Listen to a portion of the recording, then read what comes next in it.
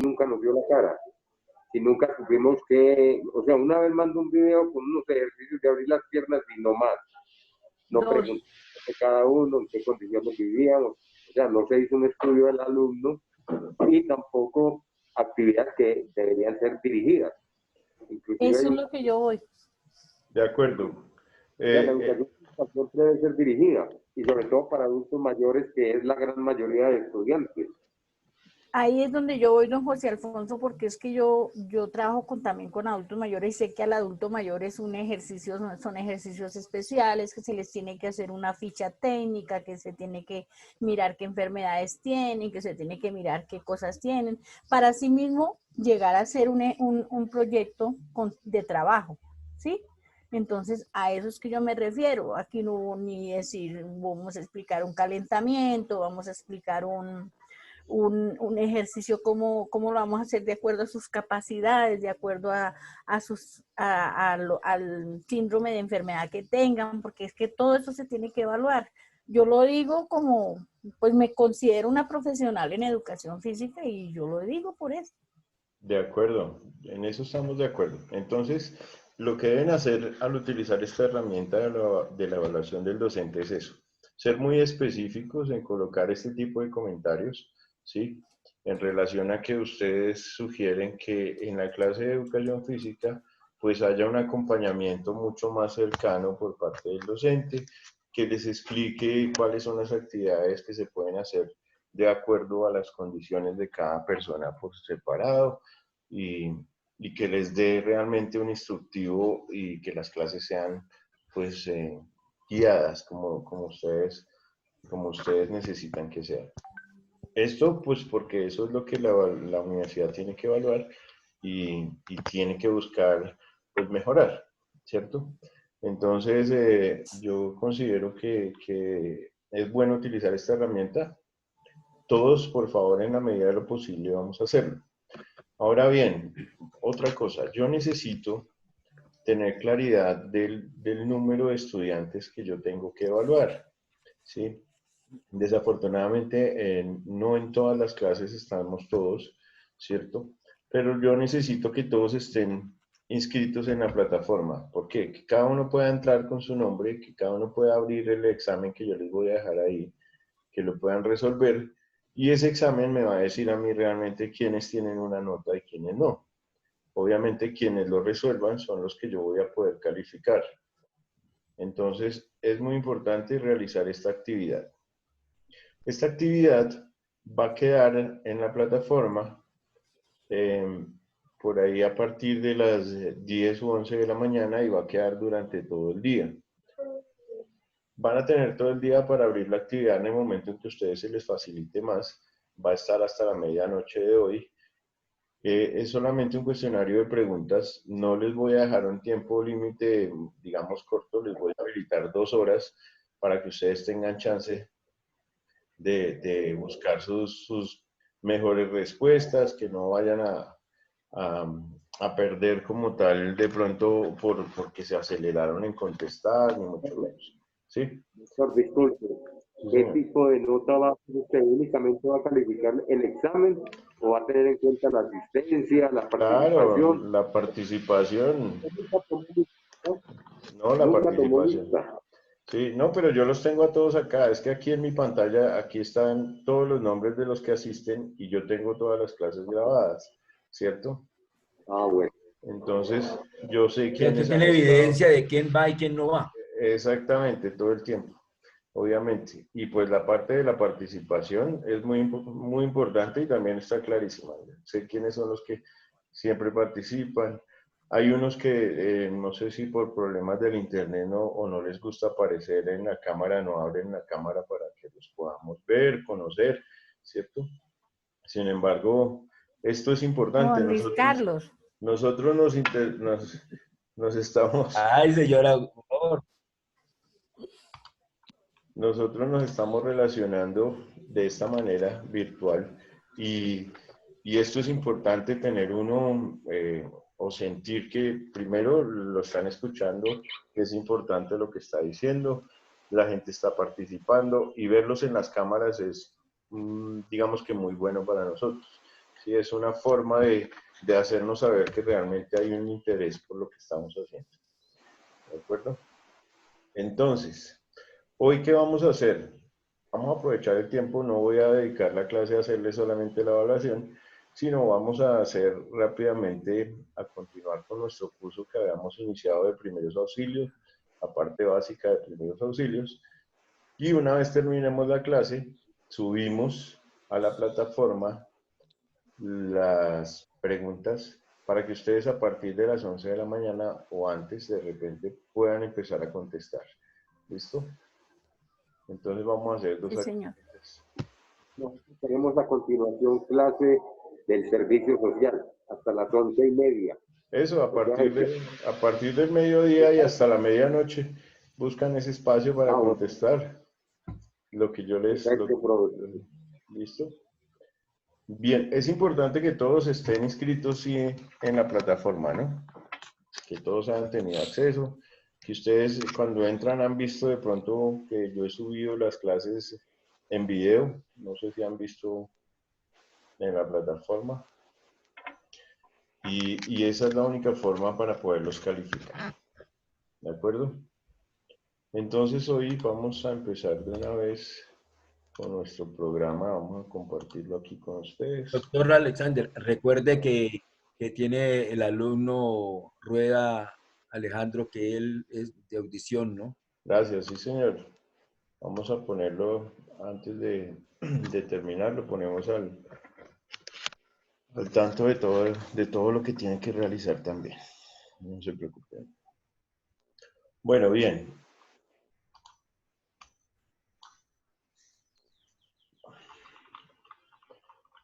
Bueno, hoy vamos a continuar. Hicimos una especie de resumen acá de las cosas importantes que tenemos que seguir trabajando en relación a los primeros auxilios básicos. Este es el signo o el símbolo más bien de todas las personas que asisten a una escena o a un sitio donde vamos a tener la necesidad de aplicar nuestros primeros auxilios. Se llama el símbolo del socorrista. Fíjense que cada profesión y cada actividad tiene su símbolo que lo representa. Entonces ustedes conocen el de la medicina, el de derecho, el de psicología. Este es el del socorrismo. Este es el símbolo del socorrismo y se basa en una estrella con 6 puntas, ¿sí? Y cada una de ellas tiene un significado. Hablamos de una primera parte que tiene que ver con el tema de bioseguridad. La bioseguridad es muy importante en relación a que nosotros, como primeros acudientes a una situación de emergencia, necesitamos salvaguardar nuestra integridad física. Y eso implica el uso de elementos de protección personal, ¿cierto? El adecuado uso de unos guantes, de un tapabocas, de unas gafas, ¿sí? Y que en estos tiempos ya hemos venido acostumbrándonos a usar, digamos que de manera casi que obligada.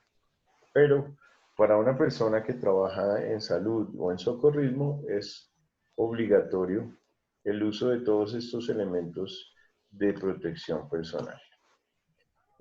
Tenemos también que tener en cuenta que muchas de las exposiciones o el riesgo biológico que vamos a tener, pues va a ser muy alto, porque vamos a estar en contacto con fluidos corporales del paciente, con sangre que esté de pronto por alguna herida abierta, y necesitamos nosotros hacer uso de las inmovilizaciones, de canalizar a un paciente para administrarle líquidos. Si tenemos que colocar algún tipo de inyección, tenemos que utilizar los recipientes para poder desechar ese tipo de productos como las agujas, ¿sí? Que se llaman los guardianes. Las bolsas de color rojo, que son las bolsas que siempre se van a utilizar desde el punto de vista de productos de bioseguridad o que tienen un riesgo o un potencial tóxico. Hablamos de la asistencia cardiorrespiratoria. Esto es el ABC de la reanimación. Yo les mencioné en alguna de las presentaciones y en esta lo vamos a ver, que todas las reanimaciones tienen un proceso que se llama el ABCD. Y eso es a nivel mundial, ¿sí? A nivel mundial, la persona que tenga un entrenamiento en socorrismo debe manejar el ABCD de la reanimación, así se llama. Entonces, siempre que estamos ante una víctima de cualquier tipo de condición o accidente, pues debemos practicar, independiente de lo que le haya causado su problema, que sea una quemadura, un accidente de tránsito, un sismo, alguna catástrofe natural, una intoxicación, envenenamiento, cualquiera de esas cosas, vamos a aplicar siempre la ABCD. ¿Listo? Asistencia en el control de hemorragias al estado de shock. Cuando una persona pierde sangre, pues está siendo obviamente vulnerada en cuanto a su parte hemodinámica, o sea, sus fluidos corporales y sobre todo el de la sangre. Perder sangre implica que podemos entrar en un estado de shock y lo que ocurre después del estado de shock, pues va a ser inminentemente la muerte de las células.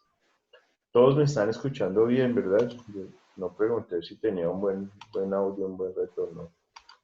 Bien. Sí, profe. Lo estamos escuchando. Muy bien.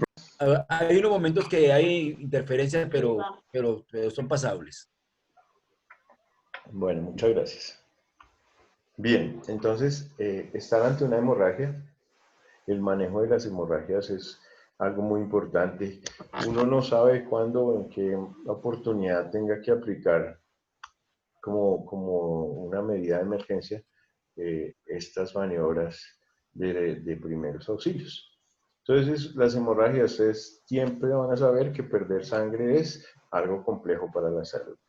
¿Cuántos litros de sangre podemos tener nosotros en un adulto normal? Aproximadamente. ¿Cuánto creen? 8 litros. Pues. 8. Aproximadamente entre 7 y 8 litros. ¿Y con cuánto ya tenemos un riesgo de un shock y muerte al perder? Con 3. ¿De 3? De 3 y 4. Ya estamos ante un riesgo muy importante. El manejo de las quemaduras es importante. Las quemaduras son parte muy importante, muy común en nuestro medio. Nuestros niños sufren mucho, son una población de riesgo en el caso de las quemaduras, porque generalmente se ocurren accidentes con agua hirviendo, con aceite caliente, sobre todo domésticos o de tipo doméstico son este tipo de quemaduras, y algunas otras personas que trabajan en la industria y tienen, digamos que contacto directo con sustancias cáusticas o con riesgo eléctrico o con fuego, ¿cierto? El manejo de las quemaduras y de algunas heridas también es importante aprenderlo cuando hablamos de primeros auxilios. Las fracturas y las luxaciones. ¿Qué es una luxación? Una luxación es cuando se nos separan dos huesos, pero no se parten, ¿sí? Si tenemos, por ejemplo, en la articulación del codo, se nos pierde esa articulación, se nos zapara el codo, por ejemplo, eso es una luxación. La luxación más común es la del hombro, ¿cierto? Entonces ustedes han visto que hay personas que una vez se les zafa el hombro por primera vez, muchas veces siguen de manera, digamos que repetitiva, haciendo ese tipo de luxaciones. Se les zafa el hombro, a veces ellos mismos aprenden a acomodárselo y en algunos casos necesitan cirugías. Y la parte más grave es cuando ya tenemos una fractura. Generalmente son por mecanismos de choque o de traumas. Siempre que tenemos un choque, un trauma, un accidente que involucre una fuerza contra nuestro cuerpo, podemos tener fracturas, que son soluciones de continuidad de nuestros huesos. Entonces se nos parte el hueso y tenemos que aprender a manejar eso, las fracturas. Y por último, ¿cómo debemos inmovilizar y transportar a un lesionado? Parte importante de nuestro curso de primeros auxilios, la asistencia en la inmovilización y el transporte. Fíjense que esto es muy importante. Muchos de los accidentes se ocurren en la calle, por ejemplo. Un semáforo, el peatón fue a cruzar, sufrió un accidente en calidad de peatón, lo arrolló un vehículo.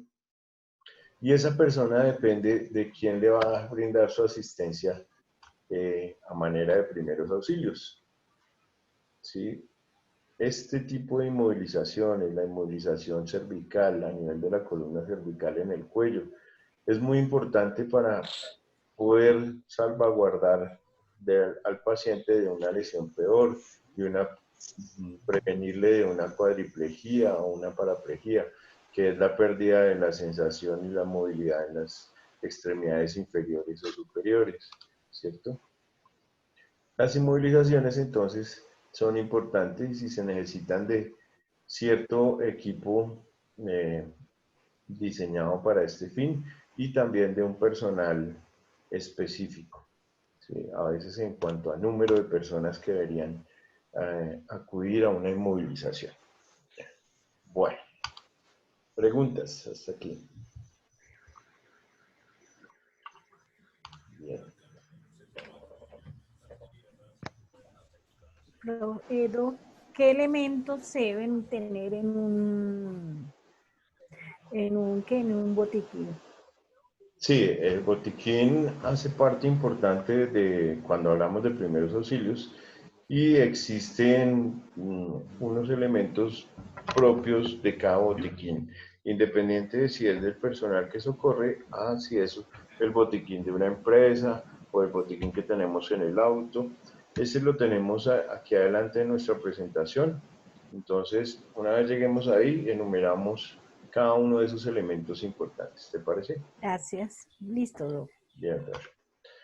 Bueno, aquí tenemos una definición de primeros auxilios.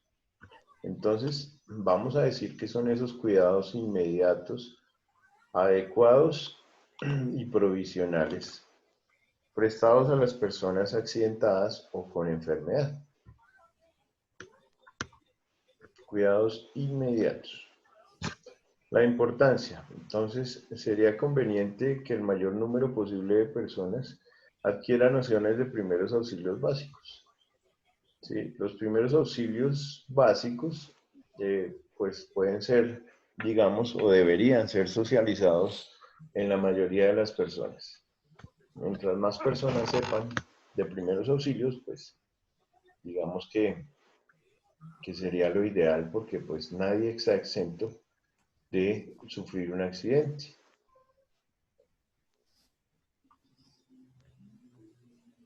Principios generales. Cada tipo de accidente tiene su tratamiento especial, pero hay una medida aplicable en todos los incidentes o emergencias. Y eso es lo que debemos tener en cuenta. Entonces, sobre todo, el estado de conciencia del paciente es una parte importante. Cuando nosotros estamos ante una persona consciente, pues esa persona va a ser parte fundamental en su tratamiento. Él va a comentar qué le sucedió, cómo le sucedió, vamos a saber cómo se llama, dónde vive, cuántos años tiene, si es alérgico o no a algún medicamento. Mientras que cuando estamos en un paciente con un estado de inconsciencia, pues nos toca actuar muchísimo más rápido, por decirlo de alguna manera, ¿sí? Y pues tomando precauciones, porque no sabemos si es una persona, no sabemos qué le ocurrió en muchos casos, no tenemos un relato de los hechos, a menos que haya un testigo o un tercero. En primeros auxilios existe algo que se llama la hora dorada del trauma, y ya la vamos a ver aquí enseguida. ¿Podemos continuar? Bien. Bien. Bueno, estos serían los objetivos de nuestros primeros auxilios. El objetivo principal, vamos a conservar la vida. Claro, ese va a ser el objetivo más importante. Mantener a nuestra víctima con vida, ¿sí? Evitar complicaciones físicas y psicológicas.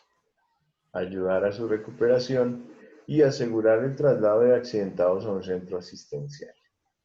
Y aquí viene entonces un término importante que vamos a colocar acá y se llama la hora dorada.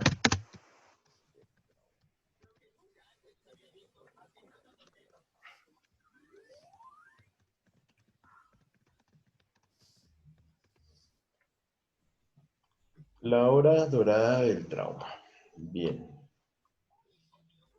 Cuando nosotros hablamos de la hora dorada del trauma, nos referimos a que es esa hora que se da inmediatamente sucede el accidente hasta que se llega a un centro asistencial. ¿Por qué es importante la hora siguiente al accidente? Digamos que va a ser ese tiempo en que se puede, por decirlo de alguna manera, que la víctima supere cualquier complicación, que tenga un beneficio en cuanto a su recuperación y que podamos conservarle la vida. En algunos países, como por ejemplo en Francia, las ambulancias todas están dotadas de paramédicos. Todas están dotadas de paramédicos, ¿sí? En Colombia no todos son paramédicos. Por ejemplo, algunas son medicalizadas y otras se consideran ambulancias básicas. ¿Cuál es la diferencia de esto? En que muchas veces en una ambulancia básica se limitan a llegar a la escena del accidente, recoger a las víctimas y trasladarlas a un centro asistencial. Mientras que los paramédicos o esas ambulancias medicalizadas o con paramédicos entrenados van a empezar de una vez con la recuperación del paciente en la misma escena donde se ocurre el accidente. Eso ha demostrado que cuando el paciente durante esa primera hora recibe atención médica o paramédica, la recuperación ha sido muchísimo mejor. Si hablamos de porcentajes, en un 80% se recuperan mejor las personas que desde que llega la asistencia reciben un tratamiento médico. Y todo se da en esa primera hora. Si yo llego y encuentro un paciente que está sangrando y de inmediato le cojo 2 accesos venosos, en cada brazo le pongo líquidos y empiezo a perfundirle esos líquidos, pues seguramente para cuando llegue al centro asistencial el paciente no se me ha desangrado, ¿sí? Todavía tiene un buen pulso y una buena presión, no está en shock. Mientras que si desde el momento en que se recoge hasta que llega al centro no ha recibido asistencia, se ha perdido tiempo vital. Por eso se le denominó la hora dorada del trauma. Bien. Entonces, aquí están las generalidades del concepto de los primeros auxilios. Por mencionar algunas, salvar vidas, es la atención inicial, es una primera ayuda, ¿sí? Es la respuesta con rapidez en una etapa inicial, brindar cuidados a los lesionados, la primera ayuda que se brinda, cuidados previos, prestar ayuda a una persona que sufrió un accidente, se puede nominar emergencias, técnicas de protección y salvamento, atender a víctimas, actuar al instante, reducir secuelas, acudir a aliviar el sufrimiento humano. Cualquiera de estas definiciones, cualquiera de estos conceptos se pueden incluir dentro de las generalidades del concepto de nuestros primeros auxilios.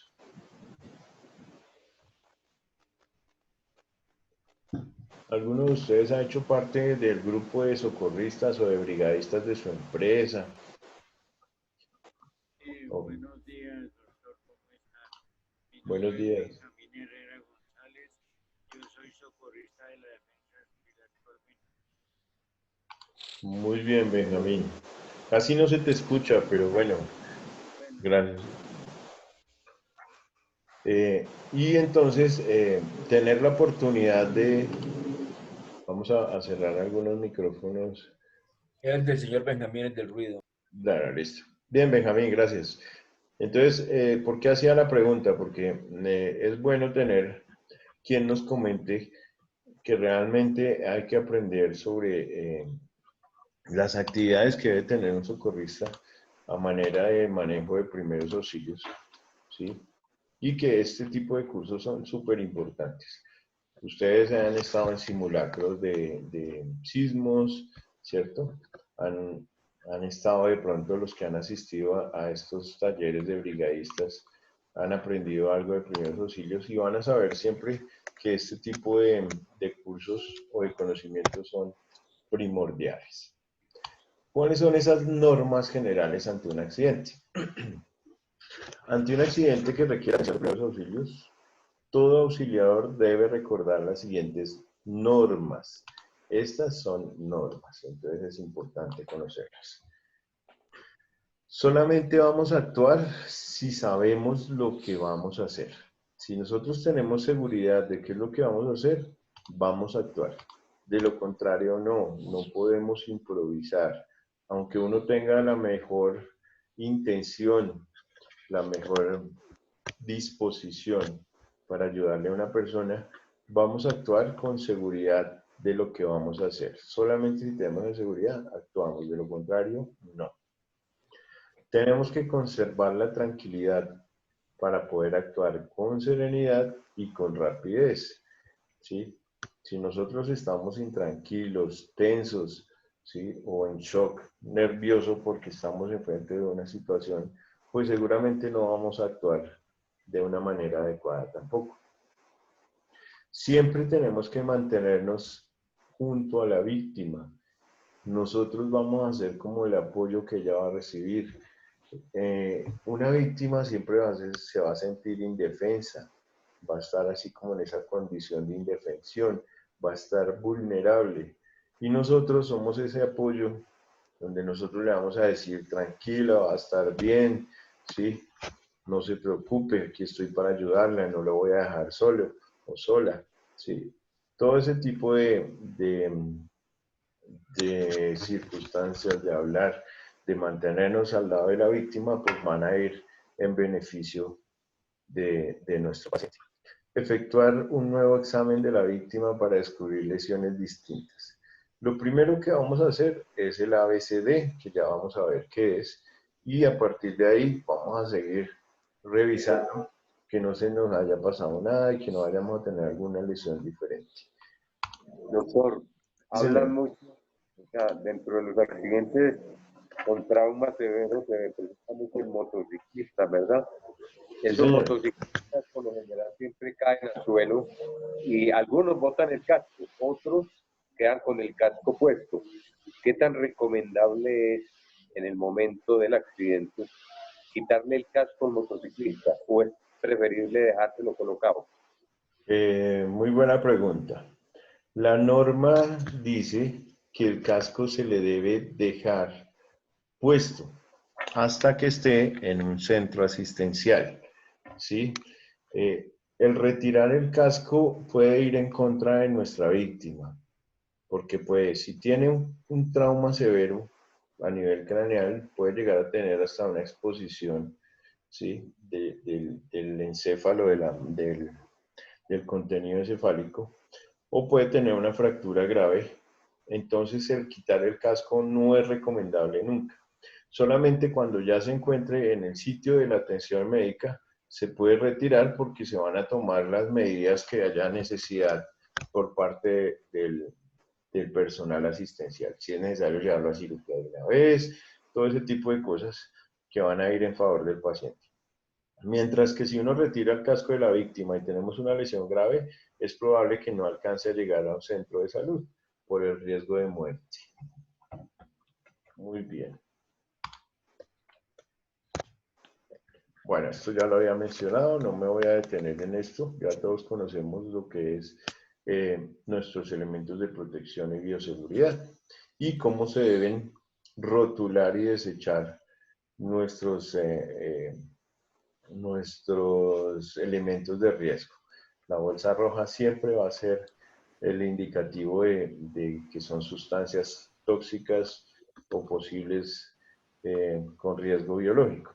Y este es el símbolo que vamos a encontrar en cualquier sitio donde tengamos alguna sustancia con riesgo biológico. Siempre este va a ser nuestro símbolo de bioseguridad. Bueno. Al llegar a una escena, entonces, necesitamos hacer una valoración de esa escena, ¿cierto? Esa evaluación y manejo de la escena implica, entonces, analizar. ¿Es seguro el lugar? Alguien se debe preguntar si es seguro el lugar. ¿Qué fue lo que pasó? Claramente muchos se preguntan qué fue lo que pasó. ¿Cuántas víctimas hay? ¿Cierto? ¿Estoy seguro yo? Esto es una parte importante. Si yo voy a estar seguro asistiendo en este accidente. ¿Hay espectadores que puedan ayudar? Entonces, siempre que llegamos a la valoración de una escena, lo primero que tenemos que hacer nosotros es vigilar si nosotros vamos a estar seguros en el momento de actuar. Si estamos ante un sismo, un derrumbe, un terremoto o ese tipo de cosas, fíjense que el ingresar a ayudar pone en riesgo nuestra integridad física. ¿Por qué? Porque pueden haber todavía secuelas de ese temblor, de ese sismo, de ese terremoto, ¿sí? Se pueden seguir debilitando las estructuras, podemos tener una réplica, en fin. Entonces, lo primero que vamos a hacer nosotros es actuar cuando nosotros estamos seguros, ¿sí? Vigilamos el lugar, identificamos qué pasó, identificamos cuántas víctimas hay y también miramos quiénes de las personas que nos acompañan pueden ser potencialmente colaboradoras en el momento de manejar esta emergencia. Bien, lo primero, no mover al paciente. Cuando nosotros movemos un paciente lo podemos llevar a una lesión en el cuello, que es lo más grave, ¿sí? Lo podemos dejar parapléjico o cuadripléjico, que sería peor, ¿sí? Solo lo haremos cuando descartemos cualquier fractura y que se encuentre en un lugar de inminente peligro.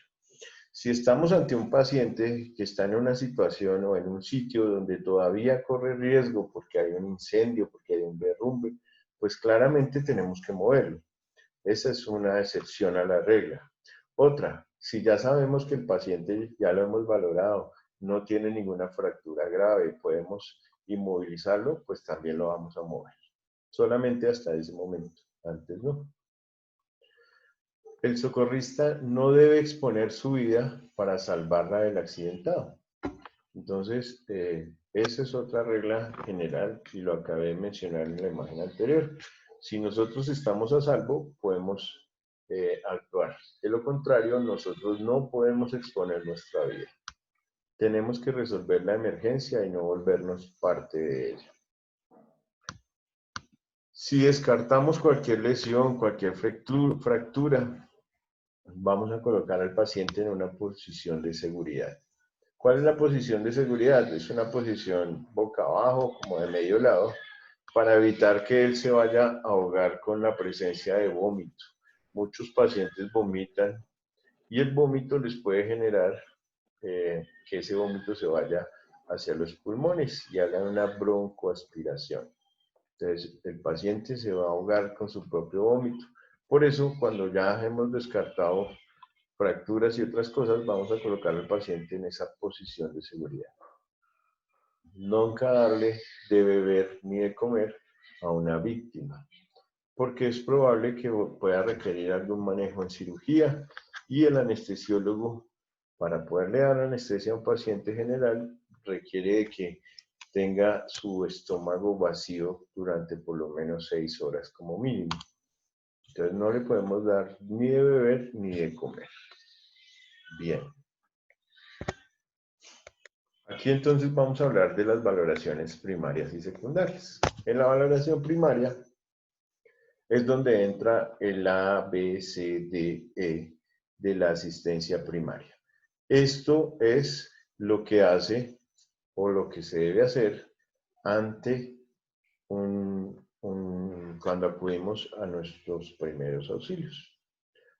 Hablamos de una asistencia primaria y ya después hablamos de una asistencia secundaria. En la primaria aplicamos el ABCDE y en la secundaria ya es una interpretación de otro tipo de lesiones que pueda tener el paciente. Entonces, ¿qué es la asistencia primaria A, B, C, D, E? El A significa vía aérea. Entonces nosotros tenemos que verificar que el paciente tenga su vía aérea permeable. ¿Qué es la vía aérea permeable? Que nosotros le estiremos la cabeza hacia atrás, le llevemos el mentón hacia atrás y que el paciente no esté obstruido, que esté permeable, que no tenga cuerpos extraños que le permitan que no pueda respirar, ¿sí? Los cuerpos extraños en la vía aérea van a obstruir esa vía aérea. Entonces, el A significa vía aérea. El B significa ventilación. Vamos a verificar si el paciente respira. Siempre se debe hacer en este orden.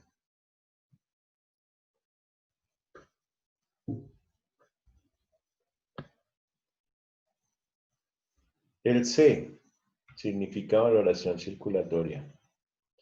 Nos preguntamos si el paciente tiene pulso. Y si tenemos cómo, pues le tomamos las constantes de ese pulso. Tenemos que aprender a tomar el pulso de un paciente y tenemos que aprender a identificar si ese pulso es normal o es anormal. El D es el déficit neurológico, la valoración neurológica. Déficit neurológico. Saber si el paciente está consciente. Y para eso hay una escala que se llama la escala de Glasgow. En la escala de Glasgow nos mide cómo es el estado de conciencia del paciente. En la escala de Glasgow nosotros identificamos si el paciente responde a estímulos verbales, si responde a estímulos de dolor, si está orientado, ¿sí? Si tiene movimiento. Es una valoración rápida de su estado neurológico. Y en la E se llama exposición. ¿Qué es exposición? Después de verificar que el paciente no tiene cuerpos extraños, que está respirando bien, que no está perdiendo sangre y que está consciente, ya vamos a exponerlo. Y exponerlo quiere decir ir como quitando prendas para tener claridad de que no tenga fracturas, lesiones, heridas que le puedan estar comprometiendo su vida. Y una vez controlamos el ABCDE, pasamos a colocar al paciente en la zona de seguridad o zona de rescate, que es colocarlo en la posición para que si llegara a vomitar no se vaya a ahogar con su propio vómito. Y vamos a revisar o a inmovilizarlo por regiones anatómicas, de cabeza a pies y espalda. ¿Preguntas hasta acá? No, profe, quiero entonces con toda esta explicación que usted nos da que los primeros auxilios son fundamentales para no causarle más trauma al paciente a futuro, ¿no? Claro, aparte de que son fundamentales, es en esa primera hora en que se reciban los primeros auxilios, van a determinar la posibilidad de que se recupere o no. La primera hora es, por eso se llama así, la hora dorada del trauma. Y definitivamente en eso sí estamos nosotros, digamos que con problemas todavía de logística. Las Claro. ambulancias no llegan a tiempo, ¿cierto? Pero pues si la ambulancia se demora en llegar, pero tenemos una persona que sepa interpretar los primeros auxilios, pueden marcar la diferencia entre la vida y la muerte de una posible víctima de un accidente, ¿cierto? Bien. Es muy complicado, profe, cuando la ambulancia se está demorando, suministrar el transporte en un vehículo, un taxi o un carro o cualquier cosa, no es La, prudente, ¿no? Para una la- ambulancia. la Otro norma lado. dice que no, la norma dice que no se debe, ¿sí? Porque no tiene las condiciones adecuadas. Sobre todo cuando se sospecha alguna lesión en la columna. No es tanto por no colaborarle al paciente, sino son por los problemas legales. Hoy en día una persona se ve involucrada en un conflicto legal por una mala manipulación de un paciente. Entonces resulta que el médico que lo recibe en urgencias dice, uy, este paciente tiene una fractura en el cuello. Y de pronto otro se le ocurrió decir que la fractura se le generó quien lo inmovilizó y quien lo transportó, que no fue ni siquiera producto del accidente, sino que fue durante el transporte. Y en ese orden de ideas, pues se puede ver involucrado en un problema legal y legal grave, ¿no? Estamos hablando de un daño o unas secuelas que le pueden generar a una víctima. Y todo eso, digamos que desde el punto de vista de legal y de abogados, pues puede ser complicado, ¿cierto? Se supone que una persona, siendo parte asistencial, enfermera, médico, terapeuta, al ver un accidente debería actuar. ¿Sí? Si va por la calle y se encontró con un accidente de tránsito, la norma dice que esa persona está obligada a asistir a la víctima por el simple hecho de ser enfermero o ser médico o ser fisioterapeuta o tener algo de conocimientos en salud, ¿cierto? Lo obliga. Ahora bien, ¿ustedes qué harían? Si ustedes no llevan nada que los identifique, si no van con su uniforme de enfermero, por ejemplo, ¿sí? ¿Actuarían o no actuarían? Es la pregunta. Por lo mismo, porque ahí se involucra la parte legal, ¿sí? Entonces, por omisión puede pecar, ¿cierto? Porque vio que había un problema y decidió no actuar, sino se separó, se fue y lo ignoró. Entonces, está pecando por omisión. Ahora, actúa, pero se corre ya un riesgo legal de que pueda generarse alguna complicación con la víctima y le puedan en algún momento implicar en los hechos que tiene algo que ver en ese actuar. Entonces uno no sabe qué hacer definitivamente, si identificarse y actuar o simplemente si no hay una forma de que la gente sepa que uno es médico, pues omitir, ¿cierto? Doctor, tal vez ahí influye la preparación que se haya tenido para esos casos, que debiera ser un poco más como obligatoria, especialmente donde las personas hacen un trabajo de riesgo o desde una temprana preparación en la primaria podría ser, porque a veces uno lo hace por ignorancia, que lo primero que hace es llegar a, cree que está salvando en el primer momento y resulta que lo que está es causando más lesiones aparte de las que ya tiene. Claro, y es que mira que esto tiene como un protocolo de cómo se deben hacer las cosas. Y no es actuar porque sí, sino se debe seguir al pie de la letra. Siempre se debe Oh, seguir. discúlpeme, ahí no entraría mucho la ética de la persona. Claro, uno por ética debe actuar, sí o sí, ¿sí?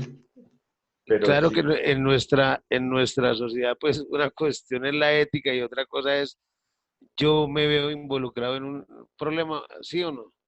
sí, desafortunadamente, y es que digamos que desde el punto de vista legal a un abogado no le importa si usted fue ético o no, ¿cierto? Un abogado dice, Sí, sí, yo me voy por el caso, por esta claro. lesión que tiene mi cliente, vamos a sacar 300 millones de pesos, Sí, de los cuales la aseguradora va a pagar tantos, el señor que lo asistió va a pagar tanto y el que lo atropelló va a pagar tanto. ¿Mm? Y pues, Lucro, eso es siempre una lucro. cosa. Pero cuando, Eso es una cosa. La otra situación es la de si yo, persona que sé, tengo ética, ¿cómo actúo? claro, pues todo es un proceso, ¿no?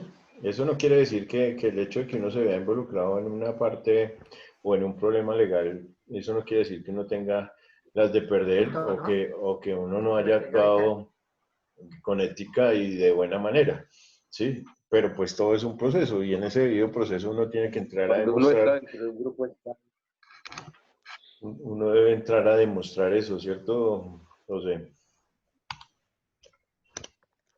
en un grupo scout, cuando uno llega a determinado rango, que maneja patrulla, que saca a los muchachos al campo a acampar, se exige que ese ranger o jefe de patrulla tenga nociones muy puntuales sobre los primeros auxilios, porque la responsabilidad de unos muchachos se recae sobre uno.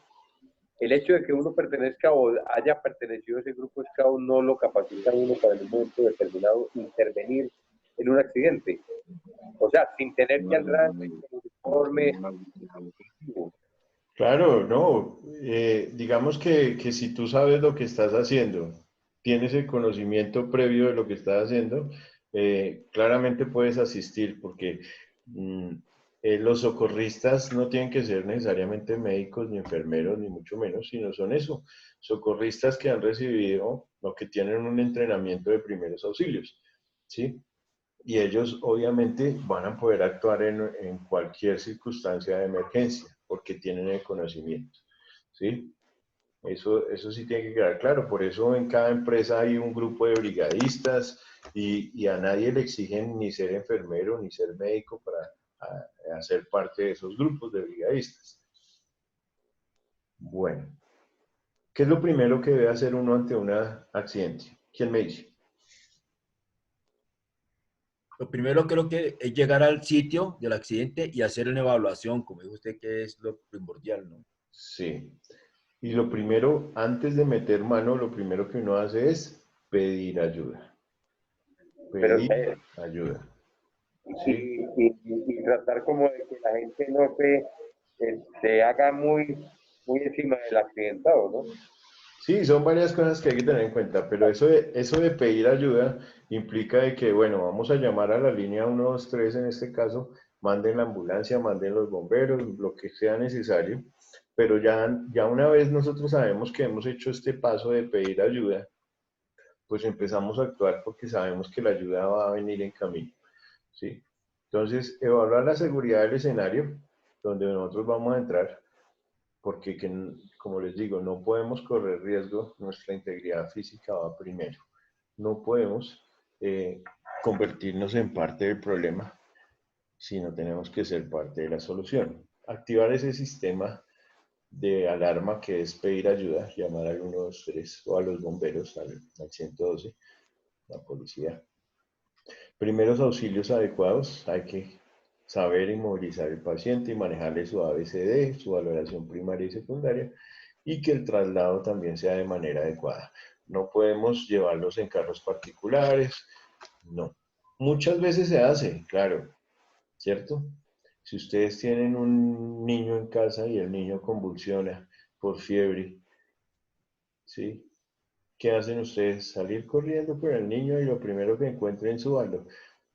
Uno no, si uno como padre que ve a su hijo convulsionando, uno no se pone a pedir una ambulancia, sino lo coge en brazos y sale corriendo, ¿cierto?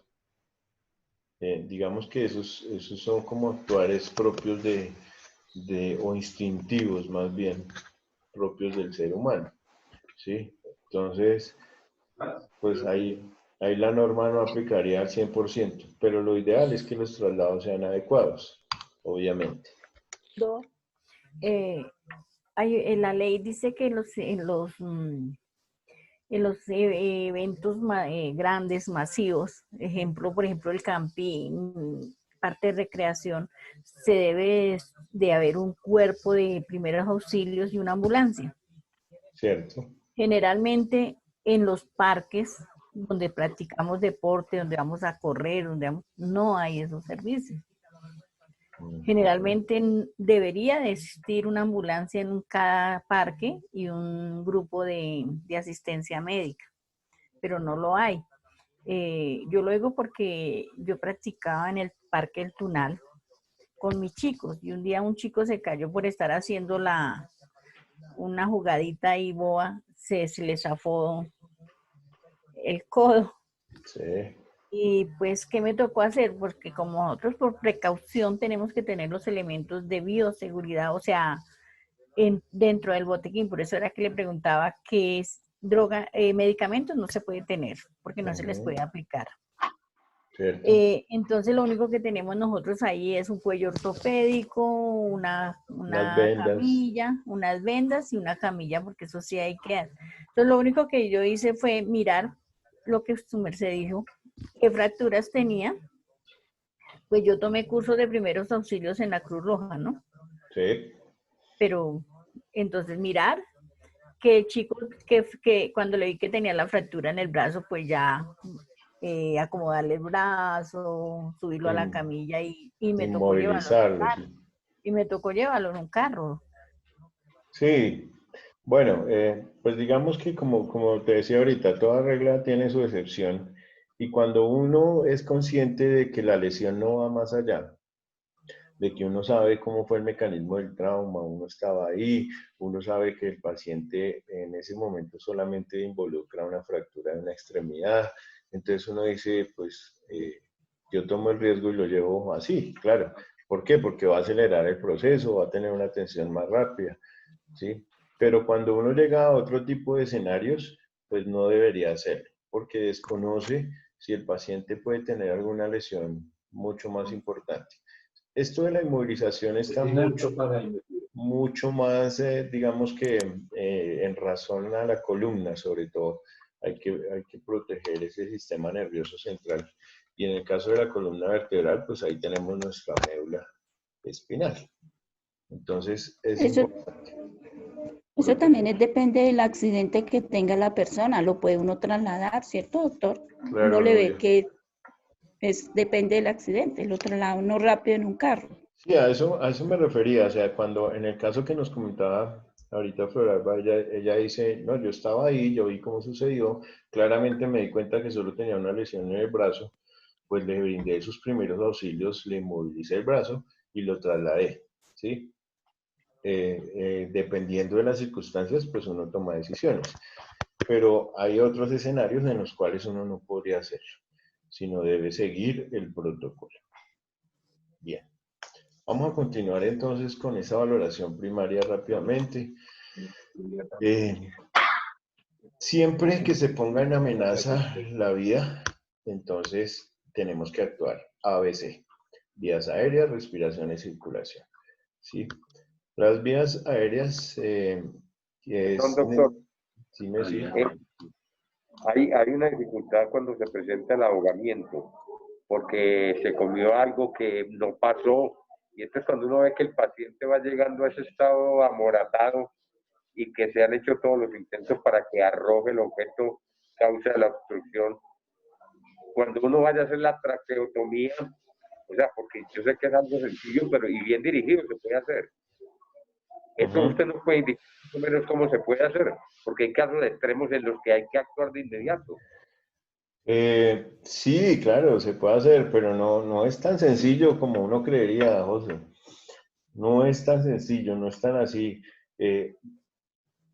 Uno, por ejemplo, que no tiene conocimiento, que no tenga un conocimiento médico y hace o trata de hacer un procedimiento de ese tipo, pues ahí sí se va a meter uno en la grande. Por más de que uno lo haga de buena fe, de que uno quiere salvar al paciente, y si es un familiar con más razón, ¿sí? Pero después le pueden decir a uno, venga, usted lo que hizo fue acabarlo de fregar porque le generó otra herida, le generó... Entonces es mejor dejarlo morir. No, pues no se trata de eso. No se trata de que dejémoslo morir o no lo dejemos morir. ¿Sí? Pero si yo te digo, bueno, vamos a utilizar, vamos a ubicarnos nosotros en nuestra anatomía. Nosotros tenemos aquí lo que Se le llamamos... fue el audio, profe, se le fue el audio. Profe. Ahí, ¿mejoró? ¿No? Igual. Y ahí mejoró. Bueno. Claro, anatómicamente nosotros nos podemos ubicar. Todos conocemos la que llamamos la manzana de Adán, ¿cierto? Sí. Eso. La manzana de Adán hace parte de un cartílago que se llama el cartílago cricoides y ioides, que está en el cuello, en la parte anterior. Por debajo de la manzana de Adán vamos a encontrar una zona deprimida. Esa zona deprimida hace parte de la fusión de los cartílagos del cuello. Uno ahí puede generar un corte y buscar una herramienta que podamos tener a mano para despejar una vía aérea. ¿Cuál es esa herramienta? Generalmente tiene que ser lo que nosotros vemos es utilizar estos bolígrafos que no tienen ya la punta, que le hemos sacado la punta del bolígrafo y dejamos solamente el tubito que nos puede hacer la comunicación de la vía aérea. La ¿Sí? tapa del bolígrafo. Sí, o quitarle la mina, como decimos, ¿sí? Y dejar la otra parte para poderla incrustar y generar una vía aérea. Eso no es tan sencillo como les digo, porque uno tiene que ubicarse anatómicamente en el cuello, ¿sí? El cuello es tan complicado el cuello que existe un cirujano de cuello específicamente, por ejemplo, porque por ahí pasan el nervio recurrente laringio, que es el que nos maneja la voz, por ahí pasa la carótida, por ahí pasa la yugular, por ahí tenemos una cantidad de vasos y nervios importantes. Entonces, toca ser muy cuidadoso con ese tipo de cosas. Mejor quedarse uno quieto porque de pronto puede causarle un problema más grave del que ya sufrió. Yo conocí un señor que se accidentó en un carro, se salió de la vía por allá, en la vía Zipaquirá. Los que lo fueron a auxiliar y lo sacaron del carro, le hicieron fue un daño más grave porque le causaron un daño en la médula espinal y quedó parapléjico. A eso voy, ¿cierto? Entonces, ¿qué pasa en esos casos? Que se meten en un problema legal, ¿cierto? Es un problema legal. Problema legal, sí. Y no es cualquier tipo de problema. Bien. Bueno, continuamos. ¿Cómo valoramos nosotros nuestros signos vitales? Pues a través de estas herramientas o estas variables. Se denominan signos vitales a las señales o reacciones que presenta un ser humano con vida y que revelan las funciones básicas del organismo. Entonces vamos a tener pulso, vamos a tener una temperatura, vamos a tener una respiración y vamos a tener una presión en nuestras arterias.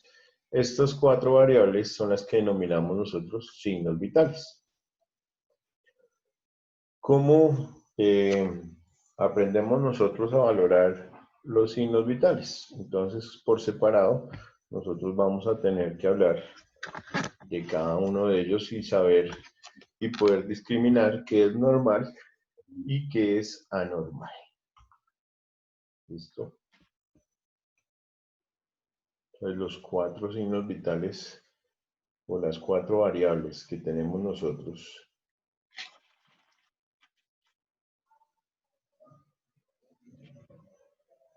son esas.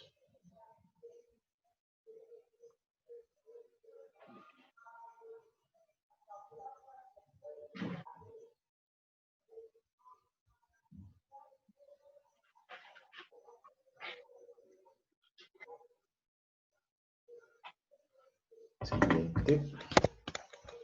Bien, vamos a hablar entonces inicialmente de la respiración. ¿Qué es la respiración? La respiración, la definición como tal de la respiración es el intercambio gaseoso. Cuando hacemos intercambio gaseoso nos referimos a intercambio de ¿qué? De oxígeno, de CO2, que es dióxido de carbono. El oxígeno es lo que respiramos en la inspiración y el dióxido de carbono o CO2 es lo que expiramos o lo que eliminamos en la expiración.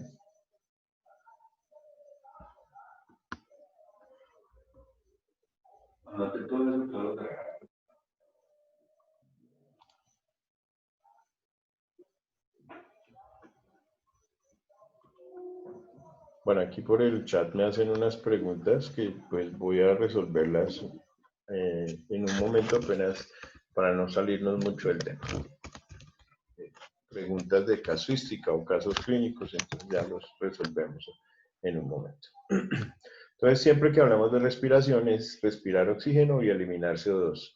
El oxígeno es el que nos alimenta nuestras células y el CO2 son las sustancias de desecho, ¿cierto? Ese CO2 va en el ambiente y vuelve a convertirse en oxígeno a través de un mecanismo que todos conocemos que se llama la fotosíntesis, ¿cierto? Ya lo habíamos mencionado. A través de la fotosíntesis, las plantas ayudan a coger todos los desechos de la respiración, los vuelven a convertir en oxígeno y los vamos a utilizar nosotros. Ya habíamos hecho referencia a esto cuando decíamos que en el campo la respiración era mejor, porque la fotosíntesis va a ser muchísimo mejor también. La respiración normal en un adulto, vamos a empezar por ahí, por la de los adultos, es entre 16 a 20 respiraciones por un minuto. Entonces, un adulto que esté respirando bien, pues va a respirar entre 16 a 20 veces por minuto. ¿De acuerdo? Los niños, dependiendo si son de meses o si son de años, van a manejar unos valores de referencia diferentes. Un recién nacido y durante sus etapas de lactancia respira entre 30 a 40 veces en un minuto. Y los niños hasta de 6 años entre 26 a 30 veces por minuto. Se sigue considerando normal. Pero pues vamos a referirnos al adulto, que es el más frecuente, de 16 a 20 por un minuto. Si un adulto tiene menos de 16 respiraciones, ya tiene un problema. Y si tiene más de 20, también tiene un problema, ¿cierto? Bueno, en los ancianos, menos de 16 por minuto es lo que se considera normal. ¿Cómo hacemos nosotros para controlarle la respiración a una persona siendo los auxiliadores? Entonces, solamente nos fijamos en los movimientos del tórax. Cuando una persona respira, ustedes saben que se le infla el pecho y el abdomen.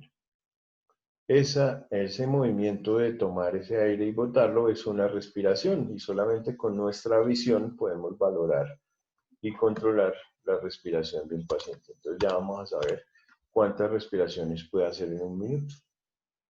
¿Listo? En el caso del pulso, entonces, nosotros definimos el pulso como la expansión rítmica de una arteria. Y eso se produce por el paso de la sangre que es bombeada por el corazón.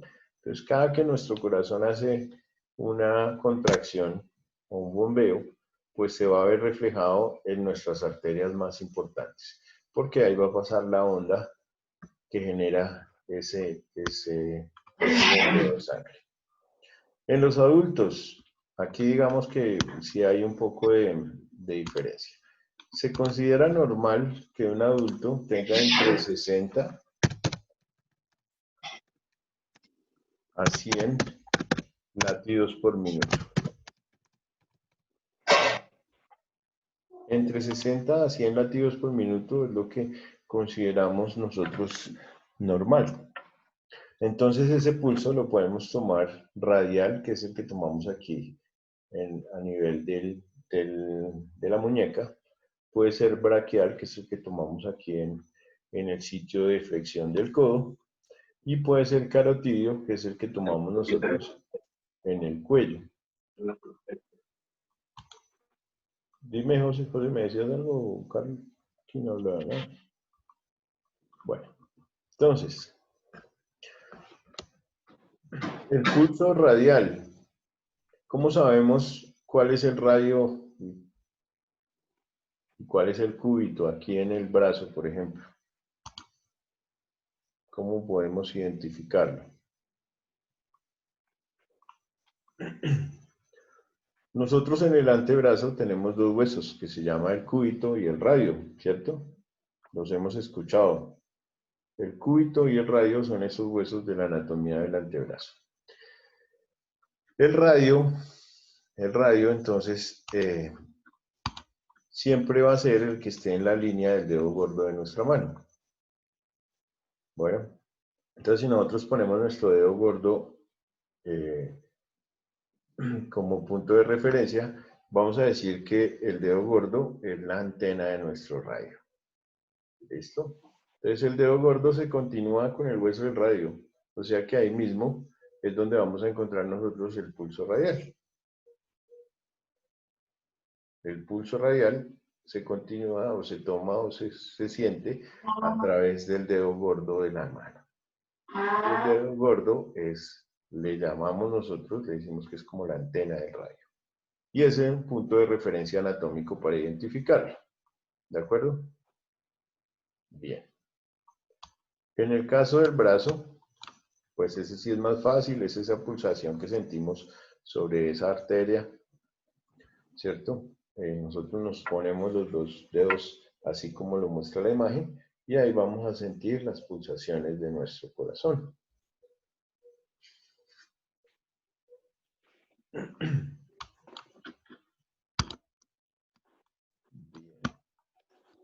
Y en el caso del cuello,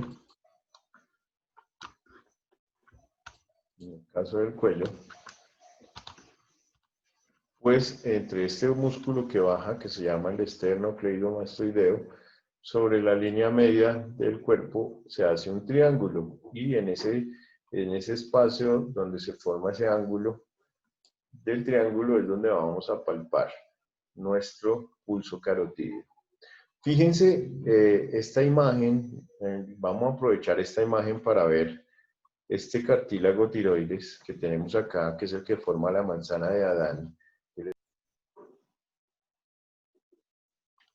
Bueno, ¿ya volvieron? Estamos aquí. ¿Ahí me escuchan?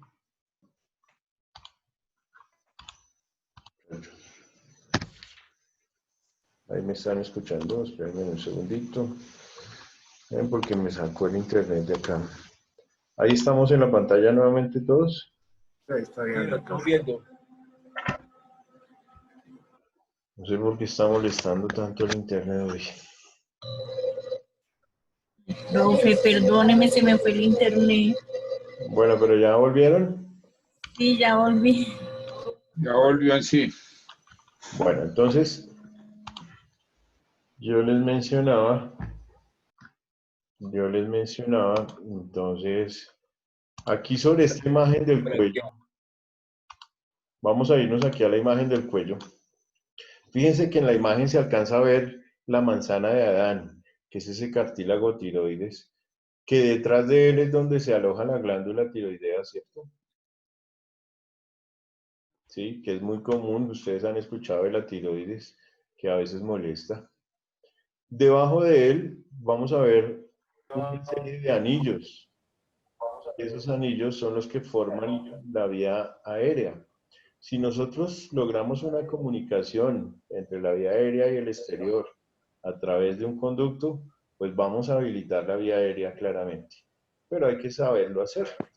Bueno, hay que saberlo hacer para no complicarnos con ese tema. Bien. ¿Ya pudieron tocarse el pulso en el cuello? ¿Ya hicieron el ejercicio? Bueno. ¿Listo? Ya, listo. Bueno, Listo. en las tres partes ya. Ahí siento la manzana que me comí esta mañana. Bien.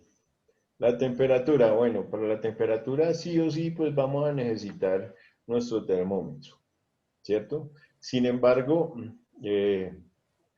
algunas personas con el simple hecho de tocar a la víctima podrían determinar si tiene una temperatura elevada o está, por lo contrario, disminuida, ¿cierto? Las temperaturas cuando tenemos el termómetro se pueden tomar en la boca, se pueden tomar en la axila y se pueden tomar de manera rectal, ¿sí? Lo común es tomarlo en la zona axilar, ¿sí? A menos de que sea un termómetro muy personal, pues uno lo utiliza en la boca o de manera rectal, pero generalmente se utiliza de manera axilar. Y estas son, digamos que los estándares para la temperatura. Entre 36 y 37 grados centígrados se considera normal. Por debajo de 36 estamos hipotérmicos y por encima de 37,5 estamos hipertérmicos o con fiebre. Hipotermia e hipertermia.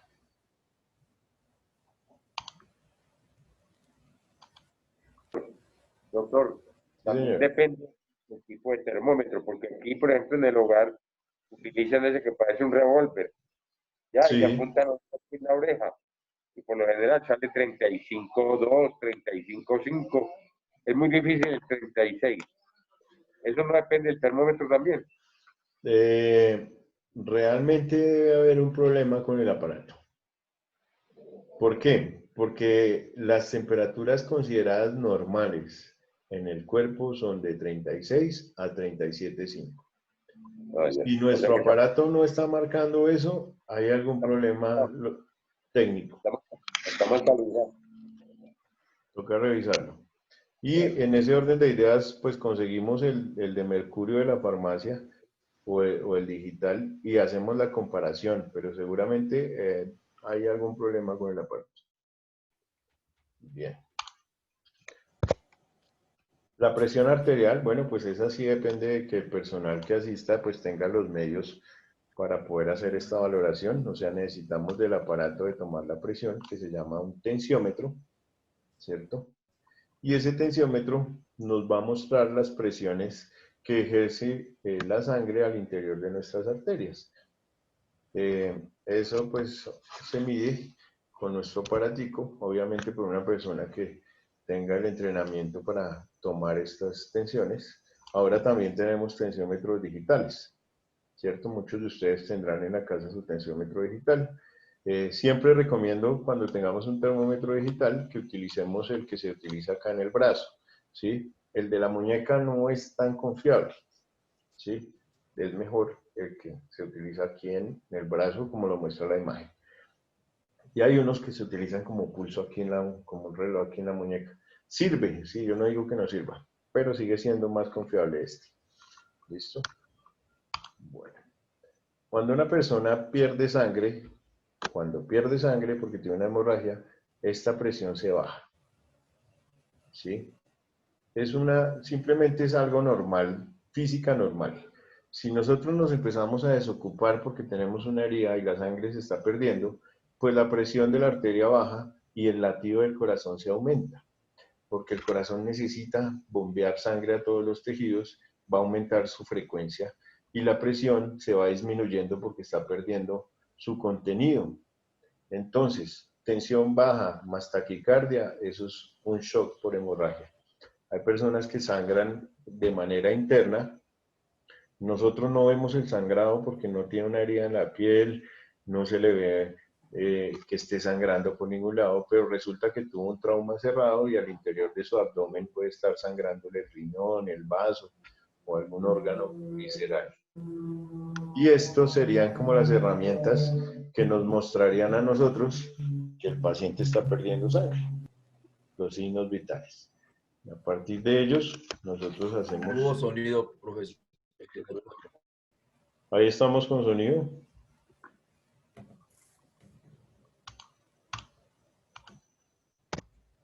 ¿Listo? Intermitente Sí. la comunicación. Voy a tratar de cambiar de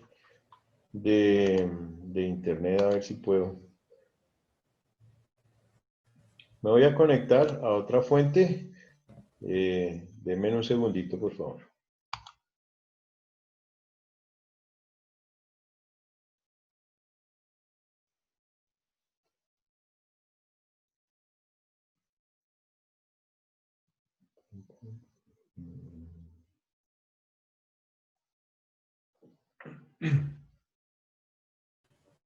Sí, eso es lo que dice John. Y la Bueno, profesora Sandra ahí está ya, esperando. ahí ya cambié. ¿Listo? ¿Ya tienen clase ahorita? ¿A qué hora? A las 10. A las 9:30 10. tenemos nosotros, doctor. Nosotros tenemos 9:30, 10 Bueno, y 11. Listo, vamos a terminar aquí rápidamente. Entonces, fíjense que nosotros atendemos a la víctima, revisamos que no tenga fracturas, que ya después de que hemos hecho el ABCD, revisamos a nuestro paciente y buscamos colocarlo en la posición de rescate o posición de salvamento, donde en caso de que vomite no se nos vaya a broncoaspirar. Y esto es lo que tenemos que hacer. Le subimos un brazo, luego lo tomamos del brazo contralateral y lo traemos hacia nosotros, le vamos girando el cuerpo, le doblamos la rodilla y esta es la posición final en la que debe quedar. Esa es la posición de salvamento. De la forma lateral. Lateral, como si fuera una posición casi de nadador, prácticamente con los brazos arriba y la rodilla doblada. ¿Listo? Bueno, bien. Vamos a hacer una cosa entonces. Vamos a parar aquí un momentico la grabación y vamos a parar también la presentación.